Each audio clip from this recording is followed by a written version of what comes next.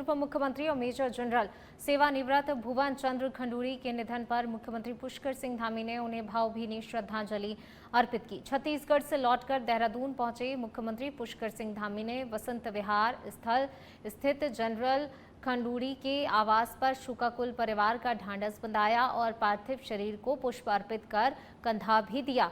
उन्होंने जनरल खंडूरी के राज्य सेवा में उनके योगदान को नमन करते हुए 3 दिन का राजकीय शोक और 1 दिन का अवकाश भी घोषित किया। शव यात्रा में शामिल होकर मुख्यमंत्री पुष्कर सिंह धामी ने हरिद्वार में आयोजित अंतिम संस्कार में भी हिस्सा लिया और पुलिस सम्मान के साथ उन्हें भावभीनी विदाई दी। जनरल भुवन चंद्र खंडूरी जी का जाना हमारे पूरे परिवार के लिए, राज्य के लिए और देश के लिए बहुत अपूर्णीय क्षति है। और उन्होंने सेना के अधिकारी के रूप में देश की रक्षा के लिए अपनी सेवाएं दी, अभूतपूर्व योगदान दिया। उसके बाद भारत सरकार में मंत्री के नाते और राज्य में मुख्यमंत्री के नाते उन्होंने शुचिता, पारदर्शिता और अनुशासन और समय की पाबंदी, ऐसे बहुत सारे अनुकरणीय जो कार्य हैं अपने समय में किए, वो हम सभी के लिए प्रेरणा के स्रोत रहेंगे। और उनका जीवन हमेशा हमें प्रेरित करता रहेगा कि हम अनुशासन से, संयम से, नियम से और समय से सभी चीजों को पूरा करें। उनका जाना वास्तव में, चूंकि मैं भी उनके साथ लंबे समय तक मैंने भी काम किया और एक अभिभावक के नाते भी उनकी कमी हमेशा हमको खलेगी। उनके जाने से सभी बहुत दुखी हैं। मैं भगवान से प्रार्थना करूंगा कि भगवान उनको अपने श्री चरणों में स्थान दे और उनके सभी जितने भी चाहने वाले लोग हैं, उनके शुभचिंतक हैं, परिवार के लोग हैं, सबको भगवान इस समय में शक्ति प्रदान करें। बहुत बड़ी क्षति है। देखिए, उन्होंने अपने समय में कुछ कार्यों के, संस्कृति के मानक स्थापित किए थे, उन सब पर हमको चलना है। क्योंकि अब वो हमारे बीच में नहीं है, तो वो हमको हमेशा उनके काम प्रेरित करते रहेंगे। देखिए, हमारे बहुत ही लोकप्रिय नेता जनरल भुवन चंद्र खंडूरी जी, जो वर्षों इस प्रदेश के मुख्यमंत्री भी रहे, केंद्र में सड़क परिवहन मंत्री रहे, सेना में अधिकारी रहे, बहुत ही उनका जीवन एक सुलझे हुए विचार का और बहुत ही तपस्वी टाइप, इस प्रकार के वो एक भूमिका निभाने वाले, हर प्रकार के दायित्वों में बहुत उसको शुचिता से, ईमानदारी से, लगन से, अनुशासन से उन्होंने पूरा किया, निभाया। अच्छी आयु उनको प्राप्त हुई। आज हमारे बीच से वो चले गए हैं। उनके कार्यकाल को उत्तराखंड के लोग ही नहीं बल्कि पूरे देश भर के लोग हमेशा याद रखेंगे। और एक पहलू जो उनका मुझे बताना है कि उस समय लोकपाल को के विधेयक को पारित करा करके और एक सुशासन, एक शुचिता का जीवन सभी लोगों के लिए अनिवार्य किया जाए, ऐसी कल्पना उन्होंने ही दी थी। और उस पर जितना भी काम हुआ है उस विचार के बाद ही हुआ है। तो ऐसे हमारे भुवन चंद्र खंडूरी जी आज चले गए हैं। मैं इस अवसर पर उनके परिवार के लोगों के लिए प्रार्थना करता हूँ भगवान से कि उनको इस असह्य क्षति को सहन करने की शक्ति प्रदान करे और प्रभु उनको अपने चरणों में। ऊधम सिंह नगर के जसपुर में पूर्व ग्राम प्रधान अमरजीत सिंह ने महुआ डाबर क्रय विक्रय समिति के संचालक और डायरेक्टर पद के चुनाव को लेकर गंभीर आरोप लगाए हैं। उन्होंने बताया उनकी पत्नी ने संचालक पद के लिए नामांकन दाखिल किया था, लेकिन भाजपा जिलाध्यक्ष मनोज पाल ने उसी वार्ड से पर्चा दाखिल किया और शुरुआत में नामांकन स्वीकार न होने देने का आरोप भी लगाया। पूर्व प्रधान का कहना है बाद में नामांकन स्वीकार हुआ, लेकिन अगले दिन आपत्ति लगाकर पर्चा निरस्त कर दिया गया। उन्होंने आरोप लगाया कि चुनाव अधिकारी पर दबाव बनाकर ये कार्रवाई कराई गई और बाद में दूसरे प्रत्याशी के साथ कथित साठगांठ कर उसे निर्विरोध घोषित कर दिया गया। पूर्व प्रधान ने पूरे मामले को पक्षपातपूर्ण बताते हुए जिला अध्यक्ष पर राजनीतिक हस्तक्षेप के आरोप लगाए हैं और निष्पक्ष जांच की मांग की है। तो प्रस्तावक या अनुमोदक या उस वार्ड का कोई मेंबर और यहाँ खुद कैंडिडेट जो आपत्ति लगा सकता है। इन्होंने बतेरे फ़ोन कराया इधर उधर से, चुनाव अधिकारी को हमने भी सचेत कर दिया। मैंने कहा कि भाई ऐसा करेगा तू, आपत्ति लगाएगा ऐसे फर्जी, तो हम शोर शराबा करेंगे, हंगामा करेंगे। वो घबरा गया। फिर ये खुद आया आपत्ति लगाने, मनोज पाल जी जिला अध्यक्ष जो है, खुद आके ना हमारे पर्चे पे पत्ती लगाई और पत्ती लगा के उससे कहा जोर से कि यो पर्चा निरस्त होना है, अगर तुझे नौकरी करनी है यहाँ पर तो। चुनाव अधिकारी से उसने धमकी दी उसे, हमारे सामने दी, हम सुनने थे। हमने सुनने के बाद हमने कही पर्चा निरस्त नहीं होना चाहिए, चुनाव अधिकारी तो हमसे हो गया, ये नहीं होगा, हम भी निश्चिंत हो गए। लेकिन बाद में जब लिस्ट लगी तो हमें पता चला हमारा पर्चा निरस्त हो गया। रुद्रपुर में ऊधम सिंह नगर पुलिस ने ऑपरेशन प्रहार के तहत बड़ी कार्रवाई करते हुए आईपीएल ऑनलाइन सट्टेबाजी का भंडाफोड़ किया है। एसएसपी अजय गणपति के निर्देशन में एसओजी रुद्रपुर और ट्रांजिट कैंप पुलिस की संयुक्त टीम ने दिल्ली निवासी बुकी रंजीत सिंह सैनी को गिरफ्तार किया। आरोपी ट्रांजिट कैंप क्षेत्र में किराए के फ्लैट में रहकर और कार में बैठकर ऑनलाइन सट्टा संचालित कर रहा था। पुलिस ने उसके कब्जे से 5 मोबाइल फोन, 1 लैपटॉप, 92,000 नकद और होंडा सिटी कार बरामद की है। जांच में मोबाइल और लैपटॉप से सट्टेबाजी से जुड़े हुए रिकॉर्ड, वॉइस रिकॉर्डिंग और डिजिटल लेन देन के सबूत भी मिले हैं। आरोपी के खिलाफ जुआ अधिनियम में मुकदमा दर्ज कर आगे की कार्रवाई की जा रही है। वरिष्ठ पुलिस अधीक्षक महोदय के आदेश अनुसार आज थाना कोतवाली ट्रांजिट कैंप एवं एसओजी की टीम द्वारा आज एक संयुक्त कार्रवाई की गई है, जिसमें एक सट्टा खेलने वाला अभियुक्त और खिलाने वाला अभियुक्त जो पालम दिल्ली का रहने वाला है उसे गिरफ्तार किया गया है। अभियुक्त के पास से एक कार बरामद की गई है, जिसमें एक लैपटॉप, जिसके द्वारा लैपटॉप के माध्यम से यह कार्रवाई की जाती थी। साथ में 5 मोबाइल जब्त किए गए हैं। इसके साथ साथ अभियुक्त के पास से 92,000 रुपए कैश बरामद किया गया है। पुलिस इसमें यह भी देख रही है कि इसके साथ साथ कौन और व्यक्ति इसके साथ साथ लिंक करके ये सारे काम किए जाते थे। इसमें ऑपरेशन प्रहार में निरंतर आगे भी कार्रवाई चल रही है।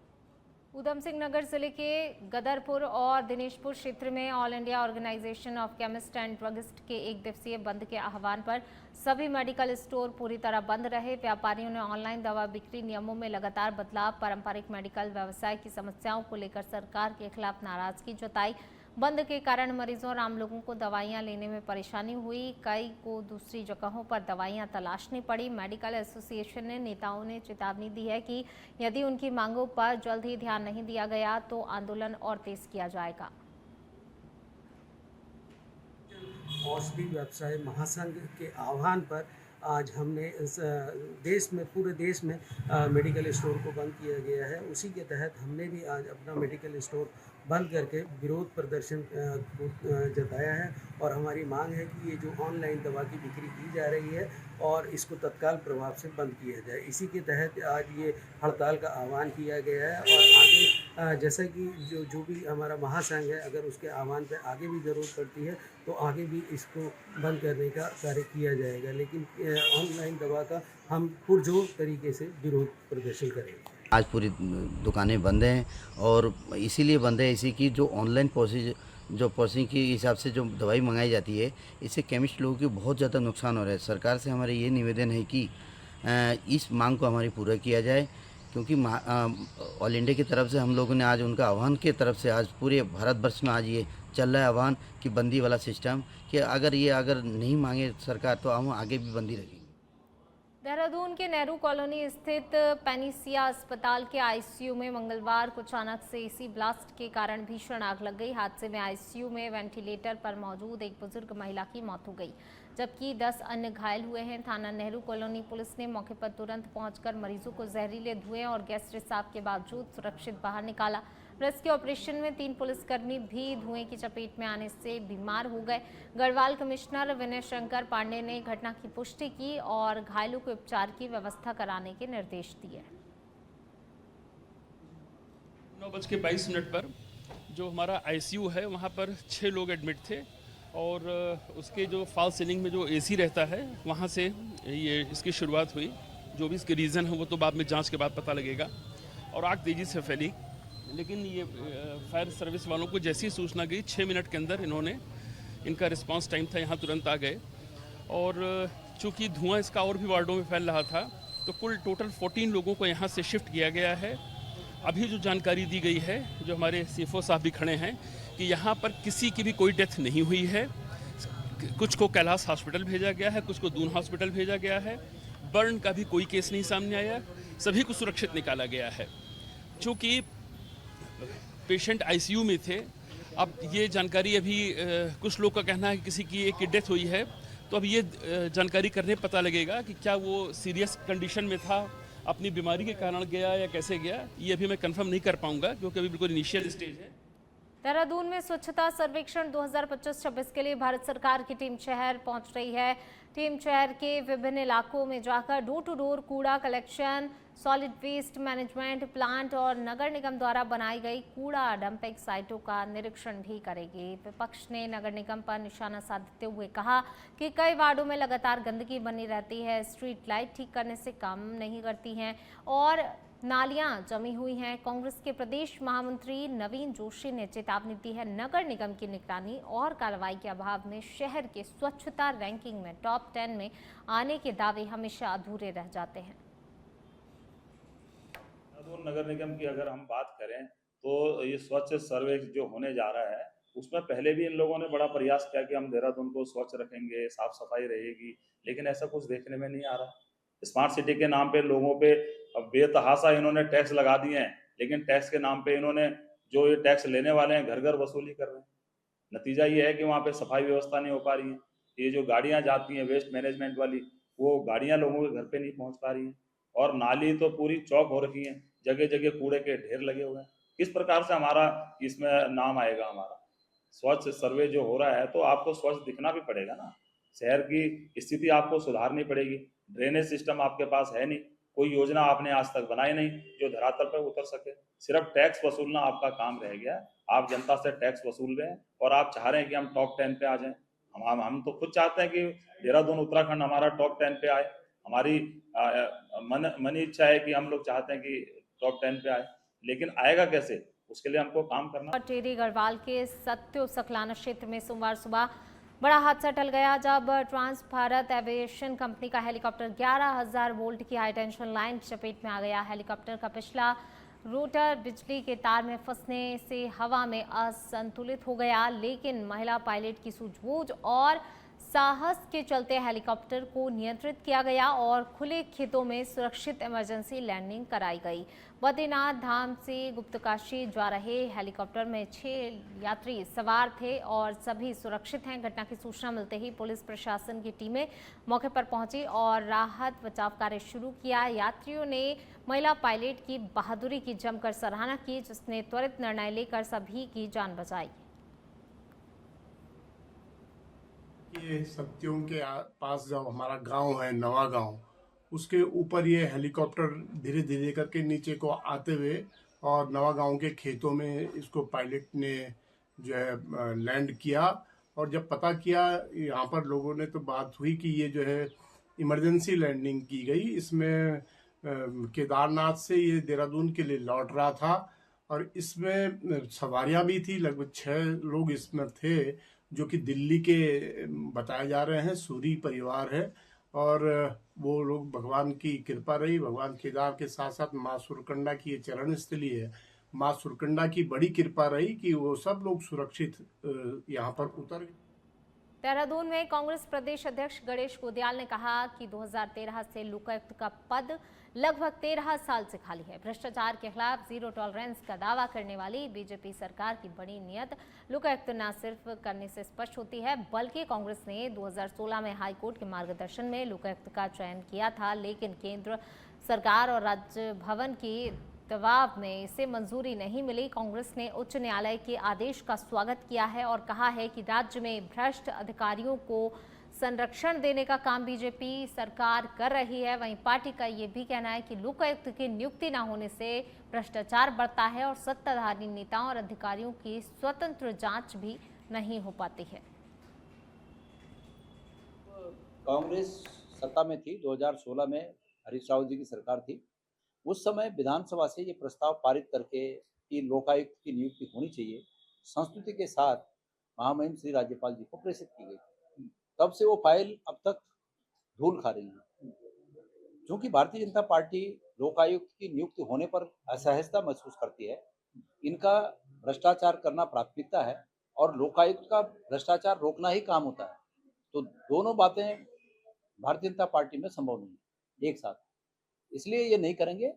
और लेकिन मैं आपसे वादा करता हूं कि कांग्रेस ने पहले भी इस आशय का प्रस्ताव महामहिम श्री राज्यपाल तक भेजा और सरकार बनने पर हमारी ये प्राथमिकता में होगा कि हम इस प्रदेश में लोकायुक्त की नियुक्ति करें, तटस्थ लोकायुक्त की नियुक्ति करें।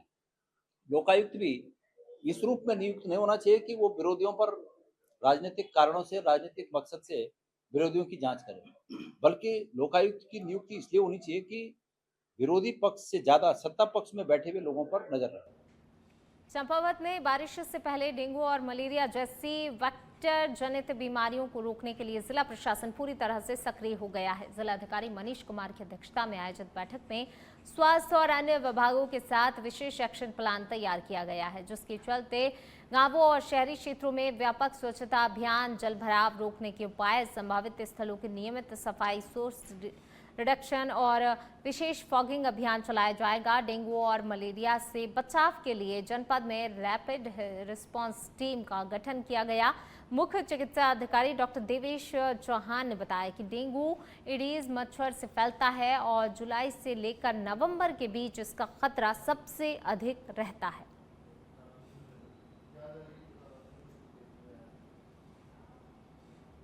टनकपुर में मुख्यमंत्री पुष्कर सिंह धामी की मां पूर्णागिरि धाम यात्रा को वर्षभर सुचारू रूप से संचालित करने के लिए जिला प्रशासन एवं संबंधित विभाग तेजी से कार्य कर रहा है। ककराली गेट से धाम तक श्रद्धालुओं के सुरक्षित आवागमन के लिए सुरक्षा और संरचनात्मक कार्य किए जा रहे हैं। मानसून में बाटनागाड़ नदी के जल भराव को रोकने हेतु जिलाधिकारी के निर्देश पर लोक निर्माण विभाग चंपावत ने 35 मीटर लंबा कॉजवे निर्माण कराया है। कॉजवे की गहराई 12 मीटर और चौड़ाई 4.5 मीटर है, जिसकी लागत लगभग 47 लाख रुपए आंकी गई है। साथ ही नदी का चैनलाइजेशन कर जल प्रवाह सुव्यवस्थित किया जाए। प्रशासन का उद्देश्य यात्रा मार्गों को सुरक्षित बनाए रखना और इसी के साथ श्रद्धालुओं को वर्ष भर सुगम आवागमन सुनिश्चित कराना भी है।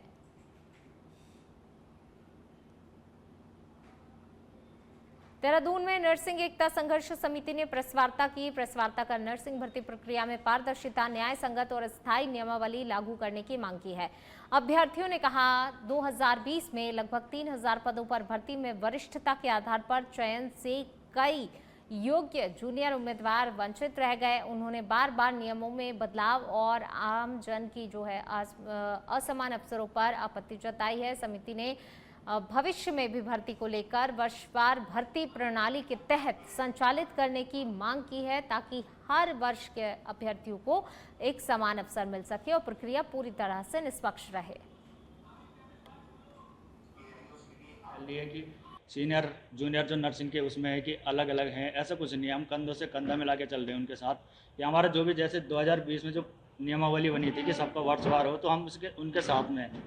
क्योंकि हमारी नर्सिंग वैकेंसी साल में 10-12 तो निकलती है, जैसे एम्स वगैरह हो गई, पीजीआई हो गई, इनमें सब में निकलती है। तो हम उनको कंटिन्यूस की तैयारी भी करते हैं, प्लस मेडिकल में भी काम करते हैं।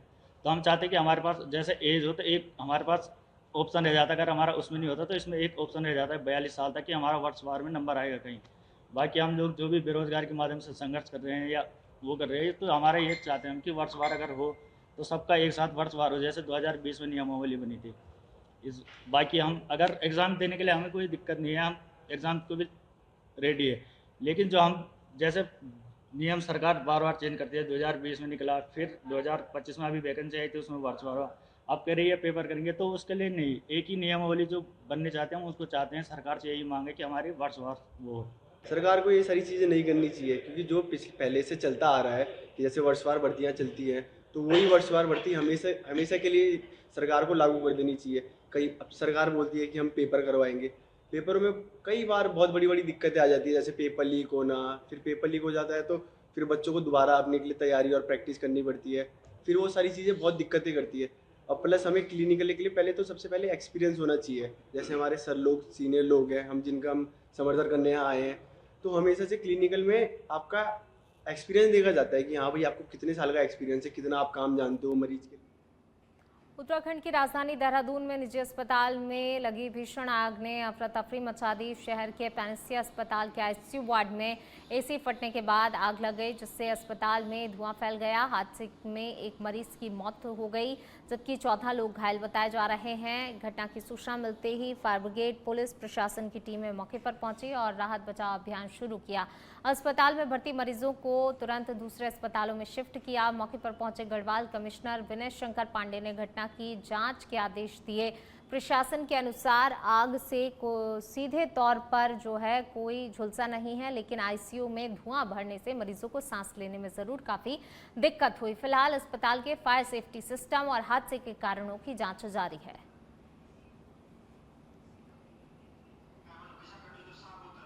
रानीखेत के कैंचीधाम क्षेत्र में लगातार लग रहे भीषण जाम ने पर्यटन और स्थानीय व्यापार को प्रभावित कर दिया है। होटल एवं रेस्टोरेंट एसोसिएशन रानीखेत ने ग्रैंड होटल में प्रेस वार्ता कर बताया, पर्यटक लंबे समय तक जाम में फंसने के कारण रानीखेत आने से बच रहे हैं, जिससे कि होटल व्यवसाय, टैक्सी, रेस्टोरेंट और पर्यटन आधारित उद्योगों की आजीविका खतरे में पड़ गई है। एसोसिएशन ने सरकार से भवाली, रामगढ़, मुक्तेश्वर और रानीखेत, भतरोज खान, रामनगर मार्ग का चौड़ीकरण और सुदृढ़ीकरण करने की मांग की, ताकि पर्यटक सुरक्षित और सुगम यात्रा कर सके। तो वहीं अध्यक्ष हिमांशु उपाध्याय ने चेतावनी दी है, यदि शीघ्र समाधान नहीं हुआ तो होटल व्यवसायी और पर्यटन से जुड़े लोग आंदोलन पर मजबूर होंगे।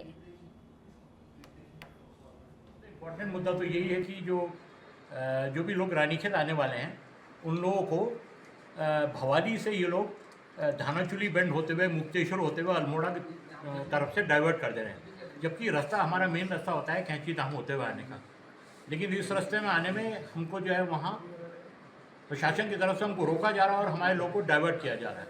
इसके बहुत से एग्जाम्पल हम लोग के सामने आए हैं। आज जो है उन्हीं एग्जाम्पल्स को सॉर्ट आउट करने के लिए हम लोगों ने आप लोगों की मदद ली और आप लोगों ने जो हमारे साथ सहयोग किया उसके लिए हम आपको बहुत बहुत धन्यवाद देते हैं। और हम चाहते हैं कि भविष्य में भी इस प्रकार से होटल एसोसिएशन को आप लोगों का सहयोग मिले, समर्थन मिले, बिकॉज आप ही हमारी असली शक्ति है।